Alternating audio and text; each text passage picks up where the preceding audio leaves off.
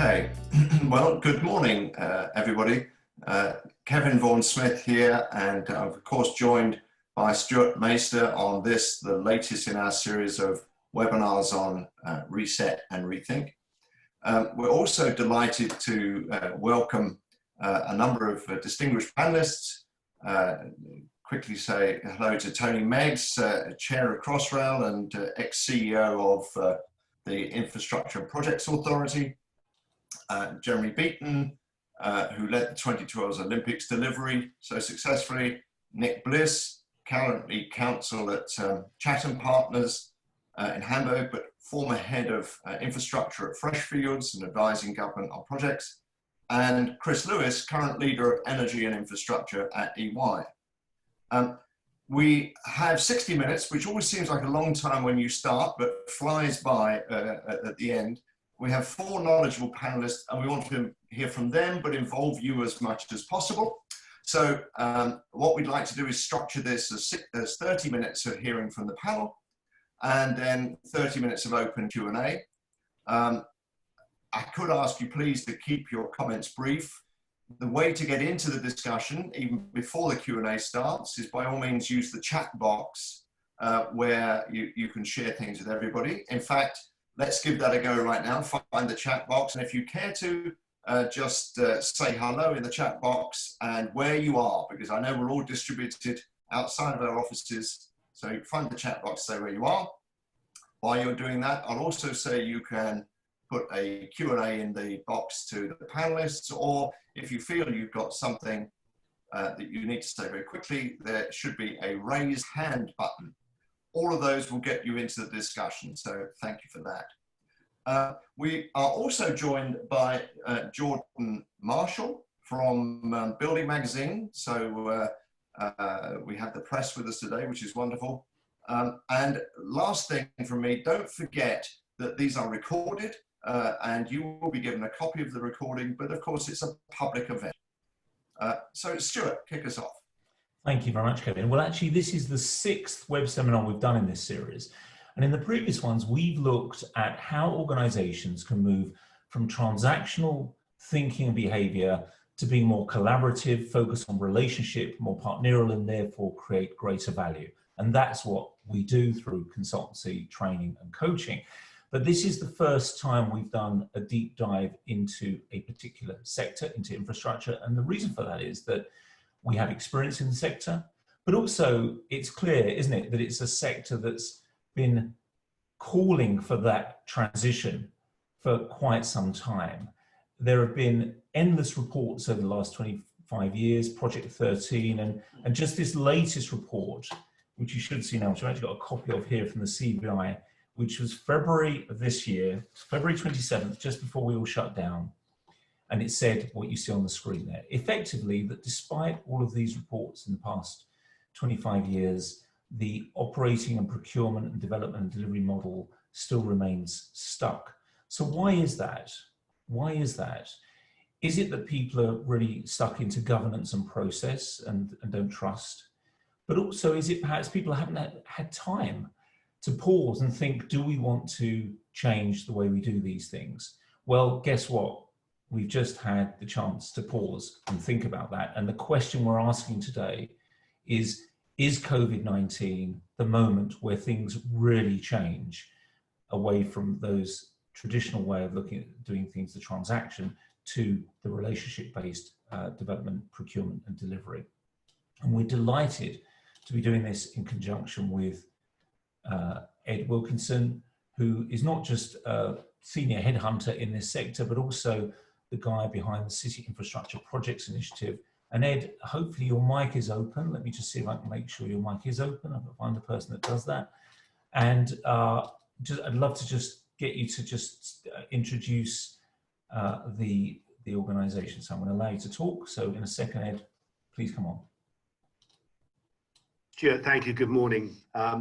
So very in short succession, CIPI is a not-for-profit advisory platform established to support city-based public sector stakeholders in the development and delivery of key infrastructure projects. And the reason behind that is to ensure that these public sector professionals are better supported in the early stages of projects and thus ask the right questions and setting the right objectives with their advisors and contractors. Right, thank you, Ed. That was succinct. Thanks very much. Well, Kevin, over to you. Let's start the discussion. Yeah, so thanks, Stuart.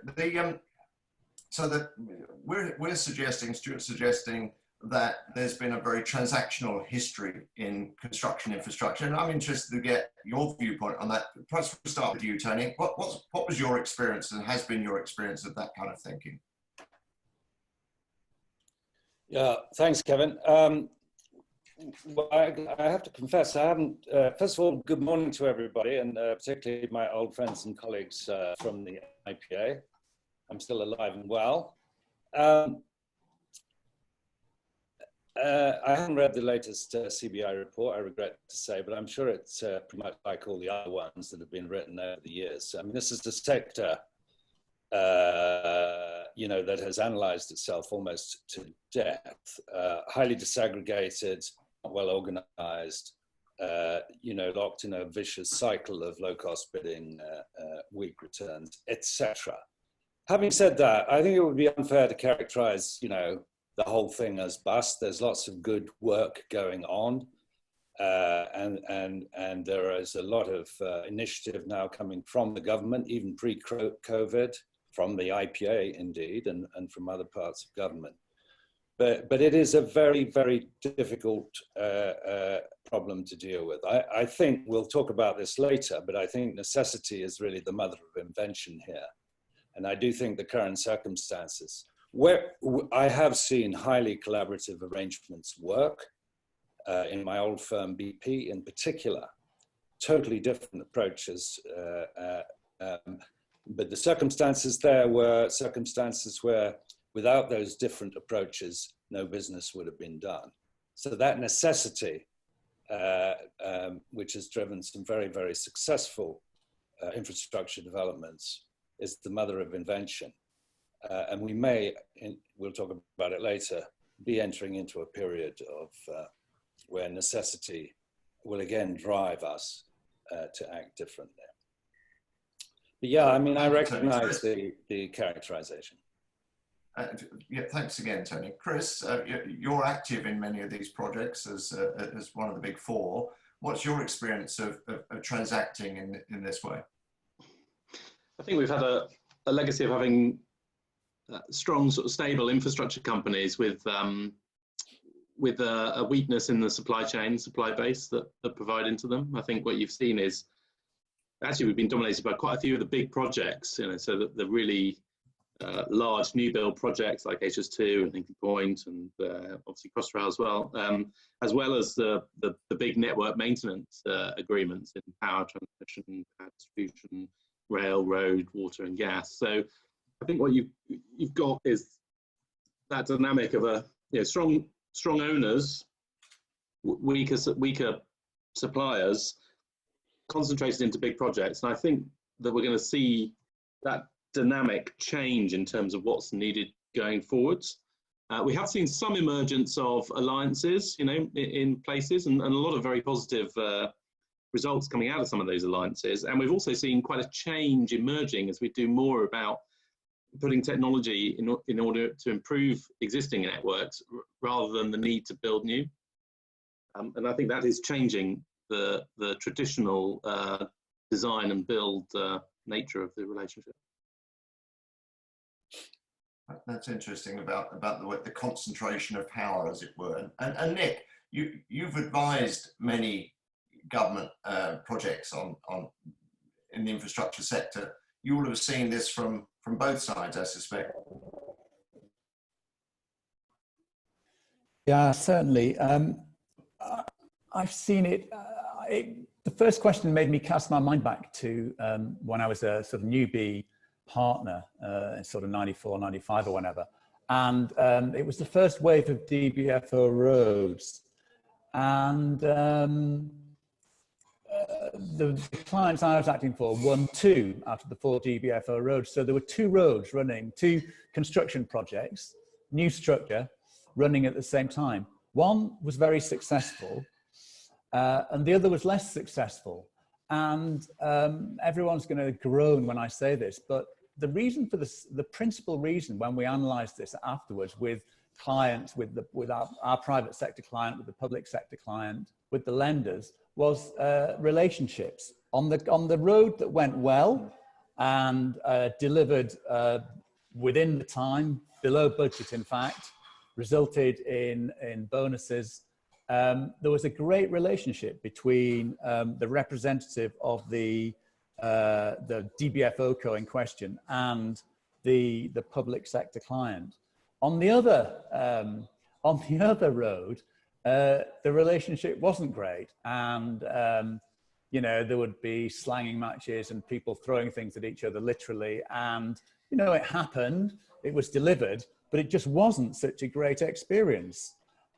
So my takeaway from that as a newbie, something of a newbie to the sector, was relationships. And I think when you come down to some of these new structures, and I do think that COVID gives us an example to, you know, reset, and it's going to have to be, as to take Tony's words, it is going to have to be, necessity will have to be a mother of invention here, because, you know, we're spending like money's going out of existence, which apparently it would do, but for the Bank of England. I think people are going to have to look at new structures, albeit, you know, we are a sector that's analysed ourselves to death, that's come up with God knows how many new structures. But if we are going to cast together an alliancing sort of structures and so on, that will come down to the people in question.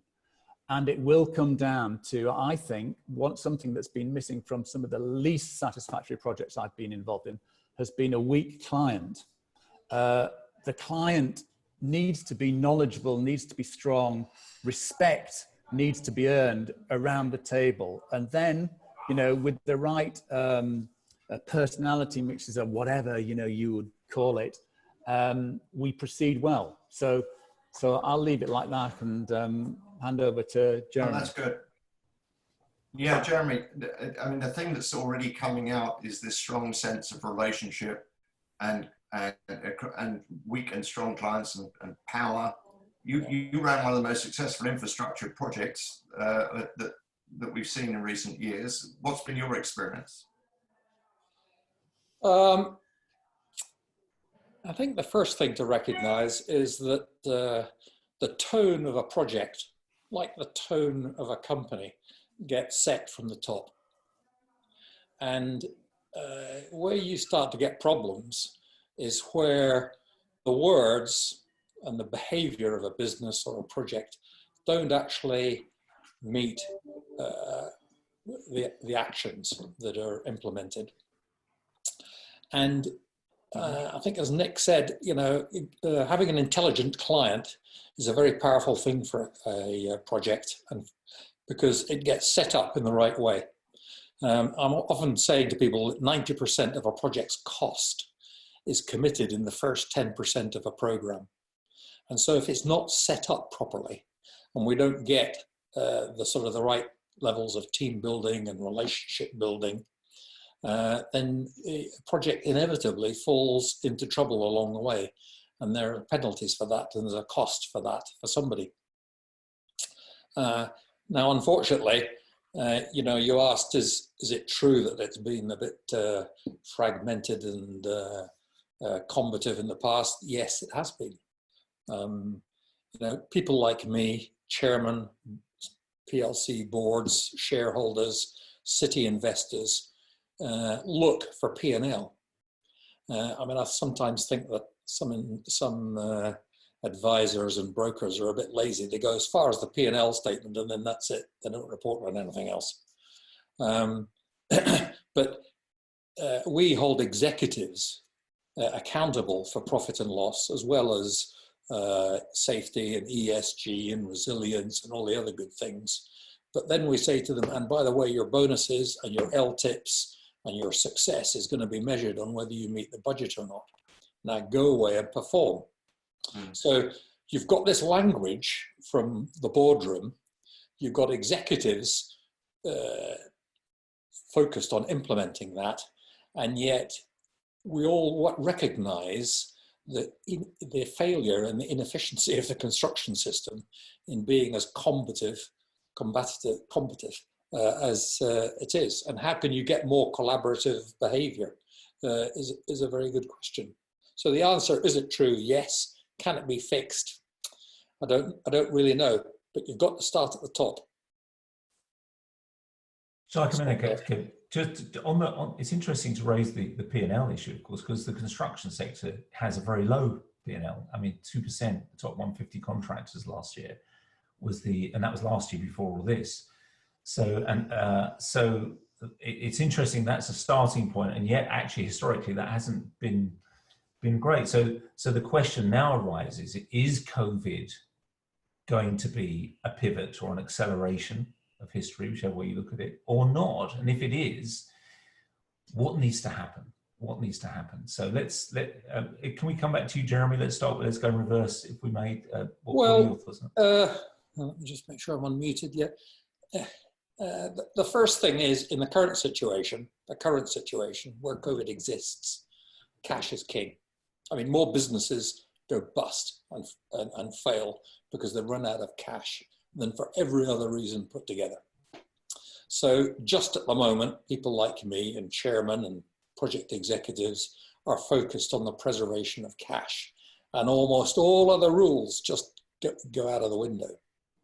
But then I think let's talk about a post-COVID situation.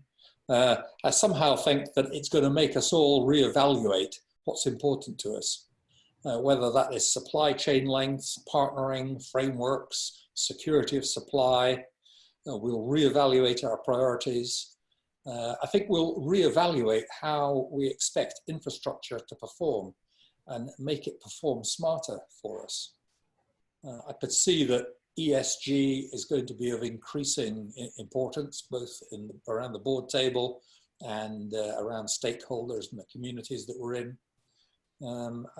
I could see that trust is going to be a very important thing. Yeah. How is consensus built for a project? I mean, you can ram grain down the throat of a goose and it makes excellent foie gras, but the goose thinks it sucks. So for whose benefit is this project going to be executed? Getting an intelligent client, back to Nick's point, getting a well thought out roadmap, making sure that there's goals for all, making sure everybody knows what success looks like, and that somewhere there's a person with the right capability to project manage that success for everybody. So there we are, as a starter. That is a start. That's a hell of an agenda. Tony, I saw you nodding there. If I may come to you, you were nodding on both what Jeremy said there and also this question: if things are to change, if indeed it needs to change, is COVID the moment, and what needs to happen? Was kind of the question. And what are your thoughts? Well, I was nodding because I always agree with everything Jeremy says for the most part. Look, old smoothie. Is COVID a moment? Well, I suppose who the hell knows is the right answer. But does it change things? Absolutely. So there are just two aspects I'd like to touch on. One is our view of the future. You know, we all know that the big projects, infrastructure, is based on, you know, a huge amount of analysis of future demand for, you know, passenger services or whatever. And, you know, tons of work, putting together a business case, testing its sensitivities, et cetera, getting an investment index, all of that incredibly important stuff. I think COVID has essentially blown a hole right through the middle of that. Everything that we think we know about the future is now fantastically uncertain. You know, Crossrail is based on the premise that the number of people want to work in the middle of London is going to grow and grow inexorably. Actually, that's only been true for the last 30 years. It wasn't true for the 50 years before that. But will it be true for the next 30 years? So the ability to kind of persuade yourself that you can see into the future and therefore justify phenomenal investment is going to be substantially different. And I believe, and Jeremy touched on this a little bit, I believe that we'll have to find quite different ways of evaluating the worth of a project, which have more to do with their social benefits, to have more to do with their climate benefits, etc., less to do with the old-fashioned, straightforward cost-benefit ratios, which I think will be, we have learned that we don't understand, we don't really understand risk very well, and the future is effectively unknowable. At a less tangible level, one other thing, of course, is that there are so many countervailing forces at the moment with respect to the future of big infrastructure, especially transportation. More cars because people want to be safer, fewer cars because we want, more public transport, less, I don't know. There are just a huge number of things at work that we're not really going to understand for a long time, but there will be changes in public perceptions of big infrastructure and what's important and what's not. But the final point on about COVID being an opportunity at a less tangible level, my observation from being on Zoom for the last 6 weeks, like everybody else, is our relationship with each other as human beings, as business partners, is changing. We are all looking into each other's living rooms here and libraries and whatever else. It is different. And actually what I have seen, certainly within Crossrail, is an enormous amount more collaborative behavior. It's a sort of quite a fundamental thing to be working with somebody almost, in their home. And I don't know what it is, but somehow bizarrely, this sort of remote working has produced a level of intimacy, friendship, knowledge of each other, and in my experience, collaboration, that is really extraordinary. Can I come in on what Tony's just been saying? Do you mind? Please do, yeah, come in, please come in. Yeah. I saw a great cartoon recently, just the last few days, and some of you guys might have seen it and the audience might have seen it. It was basically a boxing ring, and in the boxing ring, there's a little guy with the word humanity written across him or her, and then there's a virus, a coronavirus, that thing that we all see, golf balls with arms sticking out of. They were in the ring punching away at each other. And then looming over the side of the ring was this huge sort of Frank Tyson squared-like figure with the words climate change on. And I think that what the current global pandemic has shown to us is it's possible for what we had thought was the impossible to happen. And I think, certainly speaking for myself, the pandemic has brought the prospect of climate change and the fact that until now we have been listening to scientists saying, the glacier's melting back and the polar ice cap is shrinking and so on. But it doesn't really kind of like affect me in Wandsworth almost. And I know we're going to get to grips with it eventually and we're doing some good things. I think it has really brought the prospect of climate change almost into my front room as I exchange with Tony in front of his curtains. It's brought it much closer to me because I feel, Jesus Christ, if the pandemic happened and that shut down the global economy, climate change could happen. And I think that is going to drive an awful lot of things. One concern I do have is that, just as Tony says, we're sort of locked and loaded on Crossrail. In UK terms, we're probably locked and loaded on HS2. And I was a great supporter of HS2 until the global pandemic. But I think the impossible being brought possible has brought, if government and the public sector is nimble enough, and obviously that's always the issue, nothing against the public sector and government, but it's a massive super tanker going down the road, the rail track from London to Birmingham and from Heathrow to Essex. And it takes some shifting. we would, in an adept environment, think, Jesus Christ, what should we do about this? You know, what should we think about this? There should be some serious thinking and reappraising and radical thought, and people saying, well, we were really reliant on digital infrastructure. We were really reliant on, you know, the supply chain for the PPE being brought closer to the front line, et cetera, et cetera. Do we drive down that way, or do we continue on with HS2 and Crossrail and, you know, et cetera, et cetera? So I throw that out there.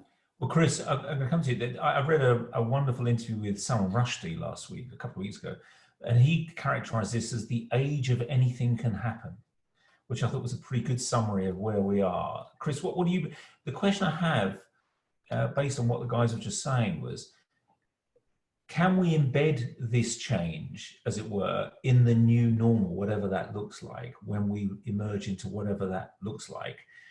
Or is this something that we feel now and will dissipate fairly quickly once we get back, you know, things crank up again?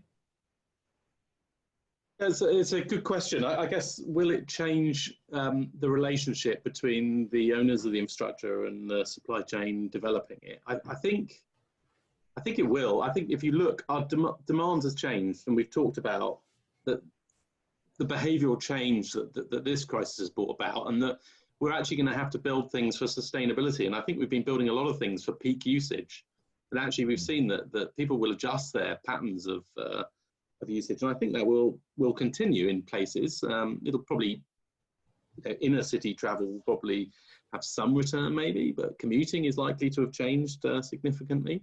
So I think what we need has changed, and you know, traditionally the supply chain were more distant from what was needed, and I think they need to get closer, and you need a closer relationship. I also think there's a difference about how we're going to get it and how we deliver it. You know, we were used to very long development cycles, you know, development consent orders, and developments taking 8 years in the early stage to get to sort of financial close, so it can get built. I think that will change. You know, we've had 7-day hospitals, and we've had much quicker response. So I think how we get what we want, we're going to have a much more shorter, technology-driven use of existing networks. So I think we're going to see changes. I think some of the trends were probably there already, but they're definitely going to be accelerated. The ability to change consumer behaviours and get infrastructure and results that people want, and the ability to deliver things much quicker in a much more nimble way. And both of them rely on a very different relationship. Does anyone else want to come back on any of that before we move on? Because this is such a powerful thing. What will actually change is the question. Tony, if I may, Stuart, just one of the things that might happen, you know, is a sort of repurposing. So I think about Crossrail now. I mean, Crossrail mission is really clear. It's to give a 10% boost to people's ability to get in and out of one of the great cities of the world, for the economy, for tourism, etc. But actually, we also have another purpose now, certainly in the short term, which is actually to create more space, physical space, for people who are trying to maintain some form of social distancing in the public arena. And, you know,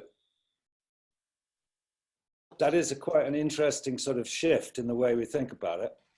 And actually, you know, to one of the points made earlier, it does actually drive us to say, my goodness, we need this actually next week. We don't need it next year. We need it next week. And how can we think about that?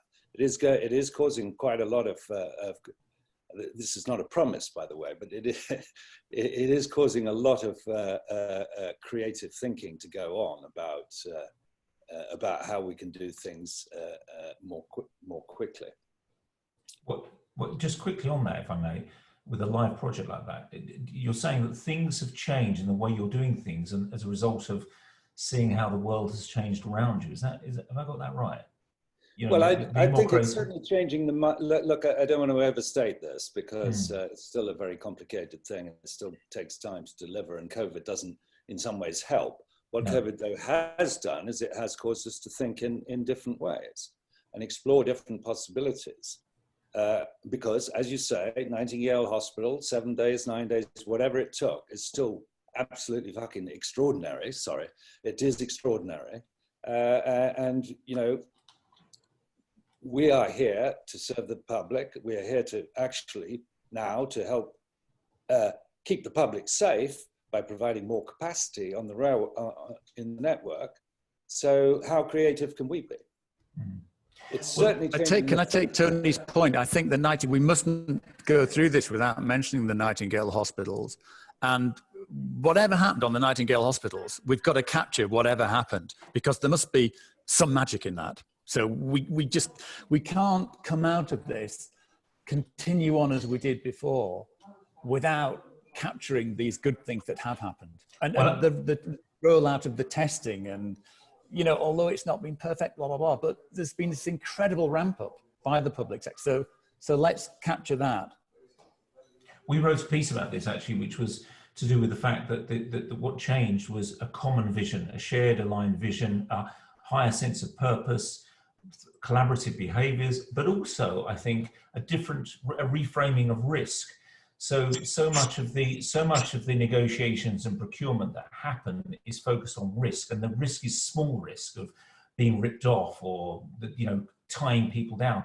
Suddenly, if the risk is we can't get this done on time, people will die, all those smaller definitions of risk go out the window, don't they? And suddenly things happen. And that was our view of that. But if I may, at the center of this also, we think, is trust. And I'd like to just bring Kevin back in here to talk a bit about trust. You talked, Tony, about the human, going back to kind of being human beings interacting with each other now in a funny sort of way. And I think that's at the center of that thinking. Kevin, do you want to come in on that? That's right. There's been a previous expectation that good governance and good process would help us to collaborate more effectively. But I think what you as the panel are pointing to is it's about relationships and it's about trust. And this is something which is very dear to our heart. I mean, many of you will know David Maister for the trust equation, which is world famous. And Stuart, of course, is David's cousin, and we're very closely connected there. But I was also lucky enough to become good friends with Stephen M.R. Covey, who wrote the book, The Speed of Trust. And I brought The Speed of Trust into the UK some years ago. And it's at the heart of everything we talk about. And Stuart, I think you've got a model that we use. We've taken their work and we think this is what it now takes in large projects and in large client relationships to build trust. Three dimensions to this very quickly. Clarity is about, as Stuart was just saying, how do you build a vision in that relationship for what your purpose is and what you're trying to achieve? And not only building it, but getting people so clear that they communicate it consistently and with the same meaning. And that's not just a half-day exercise, what we used to call a woods meeting, where we come up with some fine words. This is about real understanding of the terms we're using and how we're going to communicate them. And when you've got that clarity about your ambition and your vision, then you need to move to the behaviors, and that's the character dimension of this.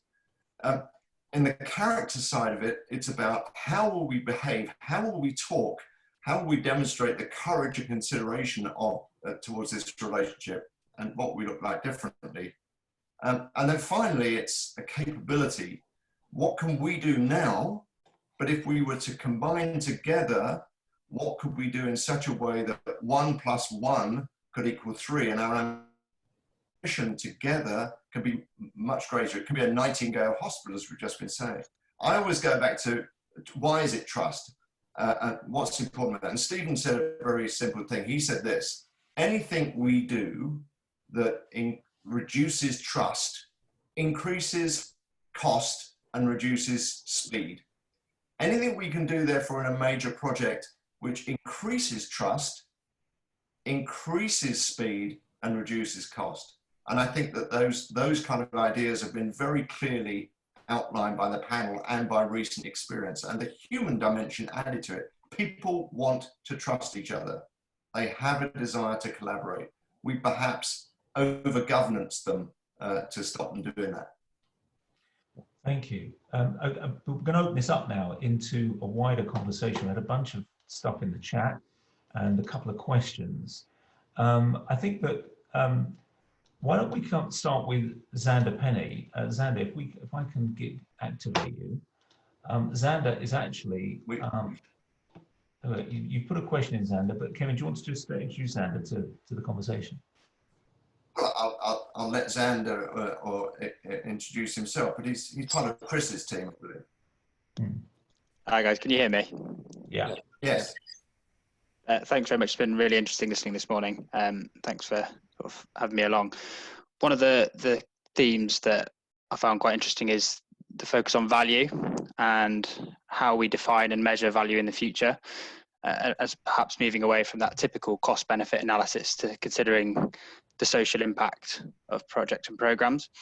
And I just, as a question for everyone on the panel, what are the biggest barriers in your views to change that from that cost-benefit analysis view to the social impact view? Is it kind of the investors? Is it the businesses, the asset managers? Is it the sponsors? Where do you think the biggest barriers in that transition? Chris, do you want to come in there on that one? Yeah, well, we've done a lot of work on the long-term inclusive capitalism project we've called EPIC, which is around what is the view of long terms and will shareholders evolve? And that they are. I think most of the major institutions are changing their view of valuations and looking to long-term value indicators. We've seen a lot about what is the societal impact that is made. So I think that institutional valuations are changing. I think within infrastructure, actually, there's something about, well, how do we apply those long-term changes, which happened in a relatively short space of time, into things like Green Book, cost appraisals, the way in which returns go into projects. I think it's how infrastructure is adapting those into the decisions around what gets built. That's probably the thing that needs to accelerate. As I bring the other guys, can I just come back to the agenda? There's some ongoing stuff here, but I'd really love to look at this through the lens of how the world has changed. And Nick, you were just sharing how things have changed, and Tony, you were talking about things. Jeremy, if I can come to you, perhaps. Is COVID, is it accelerating or changing the ability to redefine value, in your view? That Tony was clearly for, actually, that the valuation is going to change. He was clear on that. What's your view on that? I don't think COVID is yet changing anything other than it stopped us dead in our tracks. But hopefully the controlling minds of big corporations and politicians, governments, etc. around the world are now going to start to reevaluate the way they look at things. I mean, Chris talked about sort of infrastructure adapting. I often quote to people, I call it the 1 and 200 rule. You know, if you build a big building, some of the stuff I've done in the past, the cost of building it you could regard as 1 unit. But in its lifetime, which might be a couple of 100 years, it will cost 200 units to run it and maintain it. And yet clients, everybody always looks at the first cost, the one. It's not looked at a whole of life cost. And so it seems to me that creating an intelligent client, a business that's going to behave in ways that society will regard as trustworthy, that can communicate that behavior in ways which will believe and which are going to earn trust is very important. Sorry. Can I come in here? Do you mind? Please do. No, please do. I was about to bring I just a couple of points to make. I mean, one is that look, we've always really had a problem with evaluating. I don't think we'll ever move away from cost-benefit analysis. It's just that we've lied to ourselves. We've fooled ourselves by sort of having a sense of certainty about the future to create those analyses. That the you know, and Taleb talks about this, fat tails and so on and so forth. Actually, the future is very much more uncertain than we really think it is. And that's what COVID has demonstrated in spades. I mean, bizarrely, everybody knew that there was going to be a pandemic. It's like knowing there's going to be an earthquake in LA. It's just that people discounted the hell out of it because they didn't really think it would ever happen. There will be an earthquake in LA. I just don't know when. So my point is, one will need to look for more inherent. We'll still be forced to do the cost-benefit analysis, but it will be largely meaningless. So you're going to have to look for more inherent value. If I go back to my old oil and gas industry, you know, there was not to turn everybody off by talking about oil and gas, but Lee Raymond famously, you know, in evaluating projects in Exxon, said to his folks, you know, I don't know what the oil price is going to be, so don't bring me projects that only work at certain oil prices. Just bring me good projects. Yeah. Now, nobody kind of really knew what that meant, but actually, you can feel a project, a big piece of it. You can feel when it's doing good in some way or other that goes beyond the norm. So what I would anticipate is A, the difficulty of the routine analysis, B, therefore an increase in the value of the more, if you like, holistic and I don't want to say intangible, but difficult to turn into numbers kind of value. Given that, I just want to say, as a driver of change here, because these projects, I think it will become more difficult, that collaboration will be needed. And again, I've seen this in my old world, will be needed to create value where value can be very hard to establish. Thank you. You picked up my last point and your last point. Nick, sorry, Kevin, do you want to say? Can I just make a point? We've heard talk of different factors, assessment factors or priorities, social, economic, and governance, as being not just return on investment. Is there any thoughts on that, leading on what Tony was just saying? Nick, I'll bring in, then we've got Volker who's put his hand up, so I want to come to Volker. But Volker, I'm going to come to you. I see your hand is politely up there, so I'll activate you in a moment. Nick, do you want to come in on that? And particularly Tony's last point as well, which is, if we're in this world in which anything can happen, and we don't really know what's going to happen, surely building collaboration, flexibility, agility into the process is as important as having fantastic governance and process that Kevin was just talking about. What do you think? Yes, I agree. I agree completely with that. And to my mind, it comes down to having an intelligent client again, and a client that's confident enough and strong enough and can react to the development in the delivery of infrastructure. I mean, often, I won't bore you again, but go back to my Canterbury Cathedral example. This was built for an overarching purpose, which was philosophical, religious, moral, as much as pure, a dry place for people to pray in. My God, there must have been no stronger client around than the church at the time. And they could push it and develop it and say, look, I don't want the altar there, I want it over there. I think there's got to be something more around that certainly in the big infrastructure projects. And I appreciate we've got to stick to the cost benefit analysis so far as we can.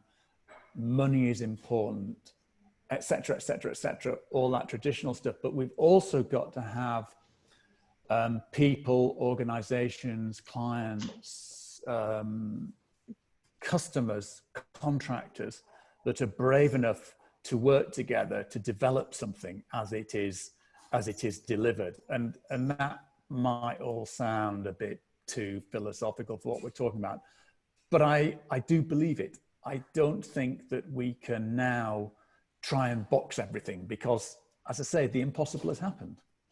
Well, we believe very strongly in common purpose as a foundation stone for this. That's very much something so I totally buy into it here. Let me bring in Volker Buscher from Arup, who's had his hand up. Volker, you should be activated, so please come in. Good morning. Yeah, I'd like to add two comments. One is, I think the discussion on social, economic, environmental values being understood on infrastructure. The current crisis has accelerated that rather than diluted it. So we already had investment funds in real estate or property asking about climate and carbon risk in their portfolios, wanting to understand how well-being and productivity in real estate is more driven by actually meaningful spaces people can live and work in a pleasant way that the individual acknowledges as being a better place and not just being a sweatshop. So I think the current experience people go through of what it's like with cleaner air, or how working from home really works, is accelerating this questions around social, economic, and environmental value really being understood. The question I put in the chat that I currently hear a lot. So my role is, as a Chief Data Officer, is to provide sort of new evidence and data and analysis that can prove new models, but also how we operationalize and run things differently with better data. But the question that keeps coming up is, are people actually looking at an overlay response? So when we did the Olympics, we did loads of activities through significant overlay investment that runs for 2 years and then didn't change fundamentally the way London operated or infrastructure was operated. Or are we looking at deep-rooted change in our transport, urban, and workplace or retail, real estate, for example? So we see a divergence right now. So some companies are talking to us and say, we will not return to our offices. We expect people to spend between 1 and 2 days a week at work. The workplace will be completely redesigned, not as a factory with bench desks to do processing, but primarily around social and creative tasks that need to be done. Now, if that becomes systemic in, let's say, 40% of people of the service industry who work in offices, it would make huge changes required in transportation and real estate and retail. So are we actually facing deep-rooted change, or are we designing overlay that allows us to deal with pandemics and waves of disruption that we can respond to, but underneath it, we are still continuing with what we had. Thanks, okay.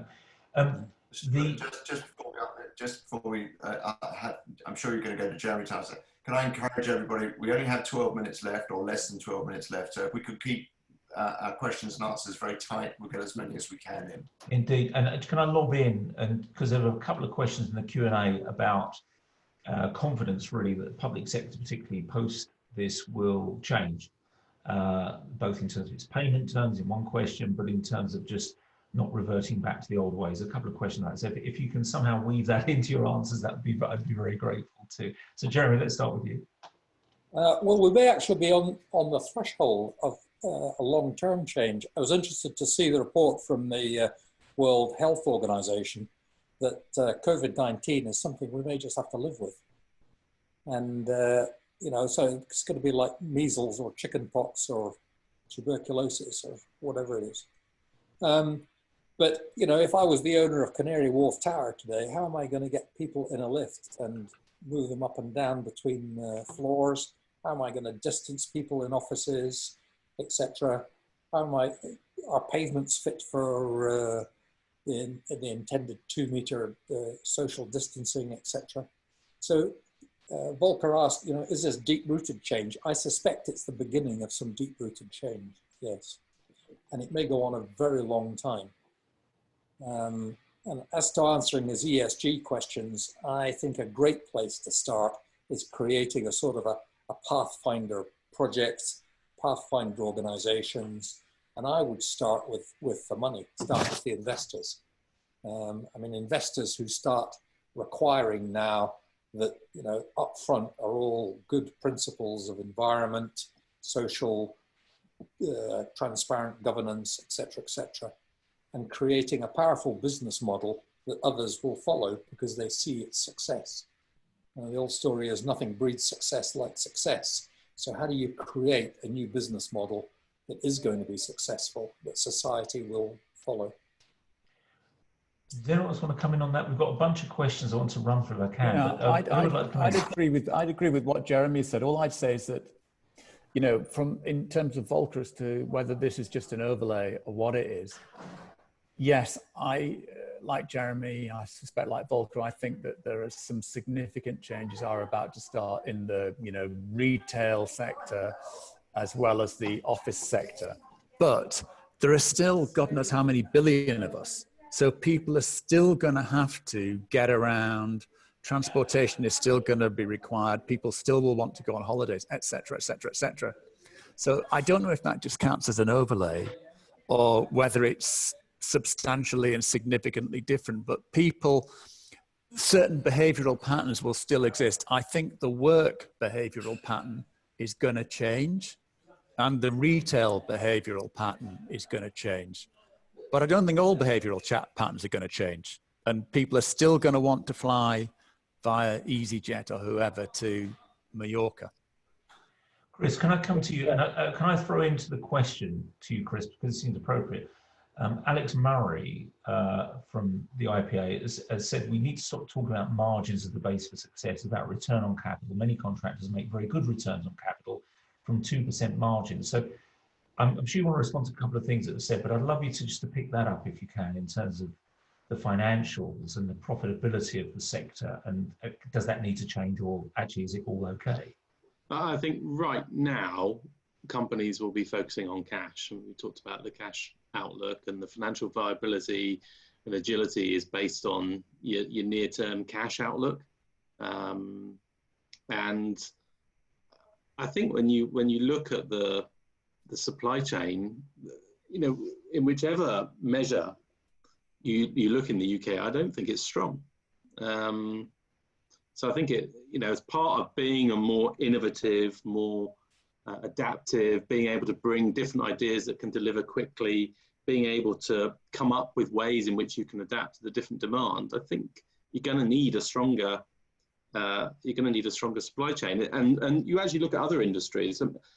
When we came into this crisis, a lot of people were focusing on, you know, liquidity is important. You need to hold on to liquidity. And you saw some companies stretch their payment terms to their suppliers, but you actually saw some shrink them and provide credit. So people like, you know, an example that was cited to me was L'Oreal providing support into the consumer routes for its products. And I think that's what you need to think about. Long-term value is about the long-term talent that you need to deliver the infrastructure, to design the right projects, and to deliver them in the right way. And in order to do that, you need to improve the long-term value within those supply chain companies and the long-term talent. And I think that means making more cash available to them, which I think is the urgent thing at the moment. And I think it means making more profit, as well as, you know, improving their balance sheet and more participation in some of the infrastructure. So we just on that, we talked about more profit being made through these collaborative behaviours, joint definitions of value, and really creating more value for all, for both the buyer and the seller, and therefore more profit is made, but also more value is delivered. Do you see that, or what's your thought on that? Because this issue of margin in construction, which the CBI report referred to as well as the question we've had, is critical to whether this is going to go forward or not. I think there are differences in the alliances that you see that do these things differently, about how much is shared, how much of that sort of new sort of super innovative profit is shared across the group. I think if you're looking at, you know, creating that sustainability, you need to think about, you know, I want to share more of the exceptional returns that we can create from doing things differently with people who bring the ideas to us. So I'd say partial, but more can be done on that. I mean, still in the procurement cycles. I just want to comment on this. I mean, yes, please. I often refer to this example, but I will refer to it again. I mean, in BP in the North Sea in the 1990s, we had really run out of things to do. We had a huge amount of oil stuck in the ground. We could not get the economics to work, the cost benefit analysis. 6 major oil fields, very large oil fields. But they weren't oil fields, they were just discoveries with a whole series of industry partners and suppliers that we were able to create 6 new oil fields, none of which, using traditional approaches, were economic to develop. And we created an enormous amount of value for BP, but also for our suppliers. Now, not everyone, you know, some of those alliances didn't work as well as others. We took significant technology risk, not all of which worked out, but the net effect was exceptional. We had created something out of what was actually nothing. So I think, you know, I think the point about margin being a good, the low margin but good return on capital, I mean, these are not, the client is a capital intensive, the suppliers are not, they should not be measured in terms of return on capital because their capital is relatively small. But they ought to have the opportunity through collaboration of making great profits. It's hugely problematic in the public sector. I know the IPA is doing some heroic work here to try and change the way people think, and I, you know, appreciate that very much. It's very difficult in the public sector to get in, to put people in a position where companies, private companies, can make superordinate profits for doing a brilliant job because ministers hate it. Public Accounts Committee hates it. So if you really want to start to kind of dig at, you know, where the fundamental change has to occur, 40% of British construction is you know, procured one way or another through the public sector. You really got to start at the sort of ministerial kind of level to a whole re-education campaign about the power of collaboration. Now, when those people then can make money, then they can invest in their people. This is a desperate industry for investment in people. They can invest in technology. The only construction companies that investing really in technology, you know, is sort of Lang O'Rourke because they don't have any actual public shareholders. I could go on. You know, this industry needs to make money, and by being brilliant, and we need to provide that opportunity. The public sector has a huge role to play here, but it needs a fundamental. It needs the powers to be to understand that it's okay for people to make money. Well, on that fantastic note, I'm afraid I have to start summarizing and bringing things to a conclusion. We've been delighted to, I mean, that note, I think everyone will go hooray, but we've been delighted to have this conversation. A couple of quick thoughts that have come out, I think. Firstly, about the common humanity that we've really been feeling through COVID could potentially be the basis of stronger trust going forward. That seems to me to be very powerful, a really big thought. We had a brilliant conversation last week at Ecosystems. One of the guys saying that perhaps we're becoming we're going back to being village life in a way, where we communicate with each other on a more human level, but globally. And I think that's a really interesting thought to leave us with. If I can share with you that at Mutual Value, this is what we do. We really help organizations change their mindset. We train them in new skill sets. They can have the right kinds of conversations and structure the approaches and behaviors. And also we have a tool set that they can use, Mutual Value tool set, in order to move from the transactional approaches to more trust-based collaborative behaviors that build far greater value, as we've been discussing today. And we're obviously interested in having exploratory conversations with organizations that are interested in looking at what that means. And if you fall into that category, then please do reach out and get in touch with us. Kevin. First of all, let me say that I appreciate everybody's participation. There are many unanswered questions, and the panel has kindly agreed to stay behind after school, as it were, to help us answer a few of those, and we will post them. Next week, we bring together the lessons from all of our seminars to date and have a leadership in the new normal. You're already signed up for this, but if you can't make it, perhaps you'd be kind enough to let us know, but we do hope to see you all with us 11 o'clock next Thursday. Thank you so much and goodbye.